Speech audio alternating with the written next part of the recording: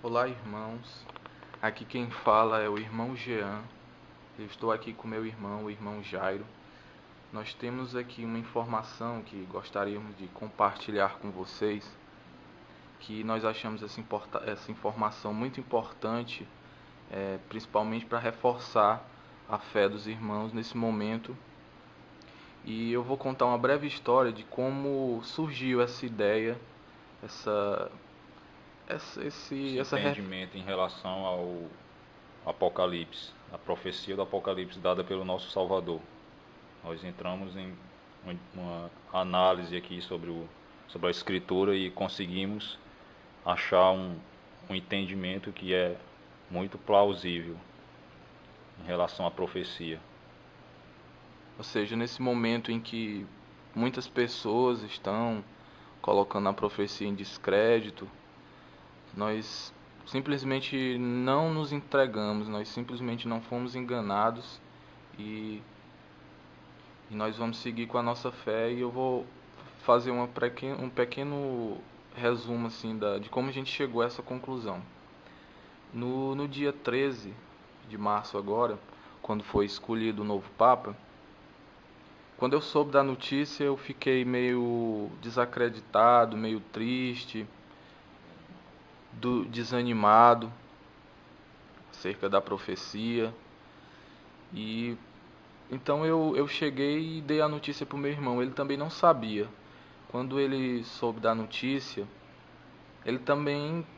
Logo eu vi que tinha alguma coisa de estranho em relação a esse novo Papa ser argentino, pois os outros sempre foram da Europa, eles foram escolhidos da Europa e esse foi da América do Sul.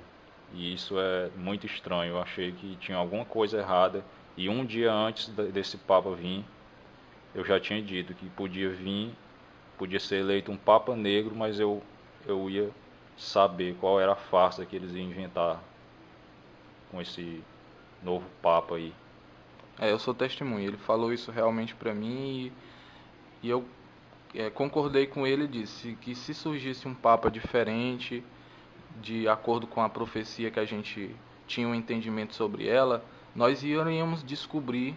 Muitos até falaram aí no YouTube que ia deixar de mão a Bíblia, a Escritura, ia deixar de lado, ia até queimar, mas eu botei primeiro a profecia do nosso Salvador, que a palavra dele nunca irá passar. O céu e a terra passará, mas a verdade nas Escrituras vai prevalecer sobre a mentira desses senhores aí do mundo que manipulam a humanidade com essas mentiras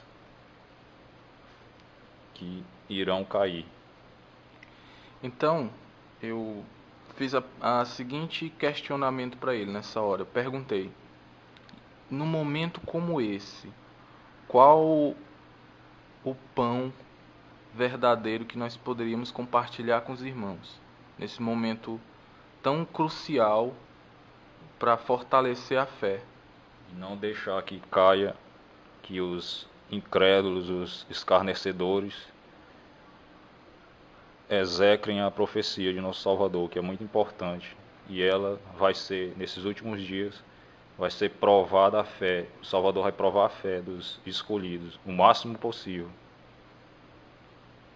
Então, nesse momento, ele começou a refletir, a analisar as possibilidades e me sugeriu uma ideia, que é a ideia que a gente vai passar para vocês agora. E depois dessa ideia, nós ficamos lendo o capítulo 13 e o capítulo 17 do Apocalipse para ver se essa ideia que a gente teve, se ela quebrava algum ponto da profecia. E por incrível que pareça, tanto não quebrou nenhum ponto da profecia, Até fortaleceu mais ainda. pois é, ela fortaleceu mais ainda a profecia. E a partir de agora a gente vai explanar essa ideia para vocês de uma maneira mais simples que a gente puder e que vocês tenham um entendimento, que vocês possam analisar com cuidado e eu tenho certeza que isso vai revigorar a fé de vocês, vai fortalecer ainda mais. Vamos lá, a ideia que ele me passou. Foi a seguinte: analisando os 7 reis, ele viu que o primeiro rei, que era tido da profecia, o Papa Pio XI, ele tinha uma coisa estranha com ele. Então a gente começou a analisar, a perceber que realmente tinha algo de muito incomum nele, muito estranho. Então chegamos à seguinte conclusão: o Papa Pio XI, ele foi eleito Papa antes do Tratado de Latão, com o intuito apenas de ser o Papa. Não tinha nenhum caráter político. Depois do Tratado de Latão, foi que ele se tornou rei. Se você observar, essa é uma característica distinta e incomum aos outros papas que seguiram ele, os papas que vieram depois do Tratado de Latão. Ele foi eleito Papa num sistema anterior, num regime anterior ao Tratado de Latão. E os outros foram eleitos, já depois do Tratado de Latão, eleitos como Papa e Rei. Diferentemente dele, que foi eleito somente Papa antes, num regime anterior, e num regime novo que veio depois do tratado, ele se tornou um rei. Mais uma espécie de não um rei puro 100%, mas um rei regente. Um rei de característica transitória, de um regime para o outro. Se você observar que a escritura ela é bem clara, aqui há sabedoria. Então a gente tem que analisar os mínimos detalhes e não deixar escapar nada. Então a gente observou esse detalhe e percebeu que Esse Papa, esse Pio XI, ele tinha algo vinculado a ele do sistema anterior. Não era 100% pós-Tratado de Latão. Ele era incomum aos outros. Os outros eram 100% Papa e Rei, pós-Tratado de Latão. se a escritura ela fala de 7 reis, sendo que a gente teve inúmeros papas, muitos papas, e ela foi categórica em falar desses 7 reis. Então, é porque eles têm que ter características comuns, não podem ter características diferentes. E esse Papa Pio XI, ele tem uma característica que destaca dos demais. Não a só destaca, mas separa dos demais. Então, analisando a profecia, nós observamos que o primeiro rei do regime 100% após o tratado, ou seja, com o regime efetivamente implantado e totalmente em vigor, é o próximo Papa, o Papa Pio XII. E se você observar, todos os outros que seguiram ele têm as mesmas características. Todos foram eleitos Papa e Rei.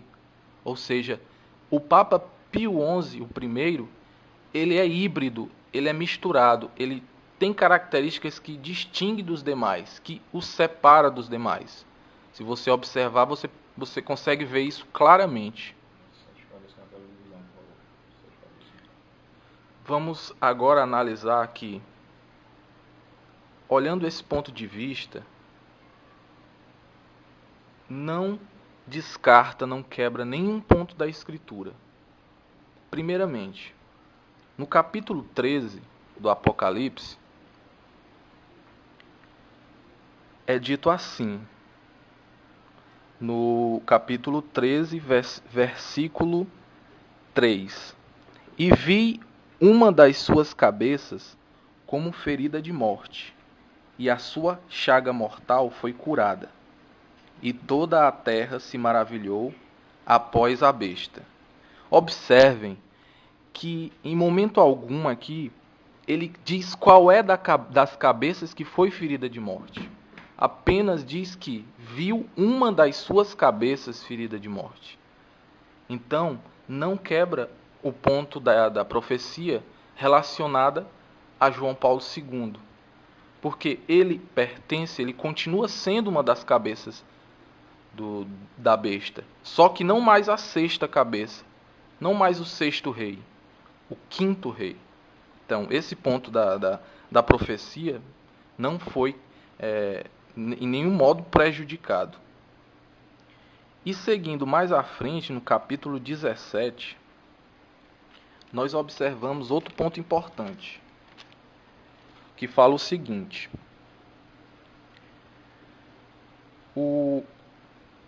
E veio um dos 7 anjos que tinham as 7 taças e falou comigo, dizendo: Vem, mostrar-te-ei a condenação da grande prostituta que está assentada sobre muitas águas.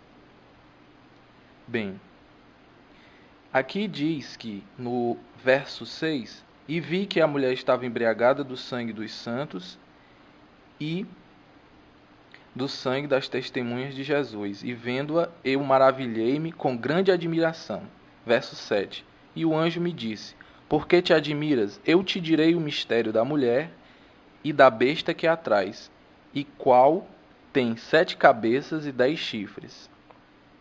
E em seguida ele fala: A besta que viste foi e já não é, e há de subir do abismo e irá à perdição. No verso 10, o anjo ele explica a João essa profecia. Ele fala claramente: E são também 7 reis, 5 já caíram e um existe. Se você observar esse um existe, vai dar na figura do sexto rei, que é o Papa Bento XVI. Não o Papa João Paulo II, mas o Papa Bento XVI. E, continuando, outro ainda não é vindo, e quando vier, convém que dure um pouco de tempo. Ou seja, esse Papa escolhido agora, o Papa Francisco. Na sequência do texto, você observa que, colocando o Papa Bento XVI na figura do sexto rei, aquele que existe, dá o entendimento correto do outro versículo que vem a seguir. E a besta que era e já não é ela também o 8º, e é dos 7. Ou seja, a besta que era, a gente relacionando ela com uma cabeça de destaque, que foi a ferida de morte, é o João Paulo II, realmente. Aqui concorda, porque se um existe é o Papa Bento XVI, então a besta era e já não é. Ou seja, ela era um rei. Ela já caiu. Já caiu e faz parte dos 5. E faz parte dos 5. Se nós considerarmos esse um existe como do modo antigo da interpretação da profecia como sendo João Paulo, então descaracterizaria, porque era para estar escrito: a besta é, e ela também será o 8º. Não, a besta era. Então, se ela era, então é porque um existe é Bento XVI, a besta que era e já não é, por quê? Pois morreu, pois foi para o abismo. E ela não é mais Papa, ela morreu. Era e já não é. Faz parte então dos 5. E em seguida diz: E é dos 7. Consequentemente, quando a Escritura fala que 5 já caíram, ela em momento algum está explicitando para descartar esses 5. Não, ela só está dando a informação que 5 já caíram. Ou seja, os 5 primeiros reis já caíram. Pode-se interpretar: morreram, foram para o abismo ou algo parecido. Um existe é o Papa Bento XVI. E a besta que era e já não é, ou seja, ela faz parte dos 5, porque ela era e já não é. E ela também é o 8º, e é dos 7. Ou seja, João Paulo sendo o 5º rei, sendo a cabeça ferida de morte, que essa característica cai muito bem na figura do João Paulo II, pela história que nós já conhecemos, ela se encaixa perfeitamente. Ela era e já não é. E ela também é o 8º e é dos 7. E ainda fortalece ainda mais, pois ele já não é. E isso leva a entender que ele é um dos 5, pois os 5 já caíram. Exatamente. E quando fala que um existe, não está dizendo que ele morreu. Está dizendo que ele existe. E se vocês observarem, o Papa Bento XVI, ele existe, ele está vivo, ele renunciou, mas ele ainda continua sendo sexto. Ele era o sexto rei, mas ainda está vivo. Ou seja, a profecia se cumpre perfeitamente. E ainda dá a entender que, como não disse que se o que existe, não disse se ele morre, e nem se ele renuncia, então dava a possibilidade da gente pensar que ele poderia até renunciar e não morrer. Exatamente, é uma possibilidade, porque o texto não fala que ele é e um existe. Então não fala que ele vai morrer ou que ele renunciaria, ou seja, as duas possibilidades. Então, meus amigos, observando essa interpretação, fica bem claro que a profecia ainda está inteira, ela está válida, ela é perfeitamente plausível. Essa explicação que eu passei para vocês, nós debatemos sobre ela, nós analisamos a escritura e observamos que ela é muito plausível. Ou seja, o sétimo, que convém que dure pouco, é o Papa escolhido agora, o Papa Francisco. E depois dele, aí a profecia se cumpre, vem o oitavo rei, que pela nossa interpretação é a besta que era e já não é, que pelo destaque que foi dado, ou seja, no capítulo 13, e vi um de suas cabeças ferida de morte, e toda a terra se maravilhou quando a ferida mortal foi curada, ainda continua as mesmas características e tudo leva a crer que é o João Paulo II. Ou seja, o nome dele, Johann Paulo II, o número 666, o número do seu nome, o número de um homem, todos os pontos da profecia ainda continuam valendo. Apenas pela seguinte alteração: o primeiro Papa, que foi o primeiro rei, ele tem características incomuns aos outros. Ele faz parte de um regime anterior. A escritura é bem clara. Se ela deu destaque a essas 7 cabeças, então não poderia pertencer a uma dessas 7 cabeças, desses 7 reis, um rei híbrido, um rei com características do regime anterior. Porque o Tratado de Latrão é um divisor de águas. Ele separa um regime que era antigo para um regime novo. E todo regime, quando se inicia, ele não se inicia 100%. Ele não se inicia com toda a efetividade. Precisa de um período de transição. E justamente foi o papel desse Papa Pio XI fazer esse papel de transição como um rei regente, não como um rei 100% pós o tratado, 100% com todas as características semelhantes aos outros. Ele tem características diferentes que o destacam e o separam dos outros. Então, as 7 cabeças, se concluiu a 7ª com o Papa Francisco agora, e o 8º ainda vai vir. E que todos os pontos da profecia que levam a crer que é João Paulo II ainda estão valendo e até reforçados. Então, irmãos, guardem essas palavras, analisem bem essa nossa mensagem. A nossa fé foi renovada com esse entendimento. Vocês estão desanimados, que fortaleçam cada vez mais a fé na Escritura e na profecia do nosso Salvador, pois ela está aí e é para ser entendida pelos sábios e levada a repartir para os irmãos. E não esqueçam que o engano de Satanás será da maneira mais eficaz possível. E, se possível, enganariam até os escolhidos, mas não vai enganar. A mim não enganou. E a você, irmão, que está escutando essas palavras, analise bem. E a você também não vai enganar. Você vai conseguir analisar e você vai perceber que realmente a profecia está em pé, está valendo. E essa profecia foi deixada pelo nosso Salvador. e ela vai se cumprir em todos os detalhes dela. E renove sua fé e mantenha a cabeça erguida. Não deixem que tripudiem em cima de você. Os incrédulos riem de você ou façam chacota, qualquer coisa. Não ligue para isso. Não ligue. Porque aqui há entendimento. E você viu que esse entendimento é só você olhar nos detalhes. Porque a Escritura é para os servos do Salvador. E os servos, pelo Espírito Santo, ele dá esse poder de entendimento a gente. Ele nunca deixa a nossa fé fraquejar, nunca deixa o nosso entendimento ser ludibriado por armação nenhuma desses senhores do mundo ou o que quer que seja.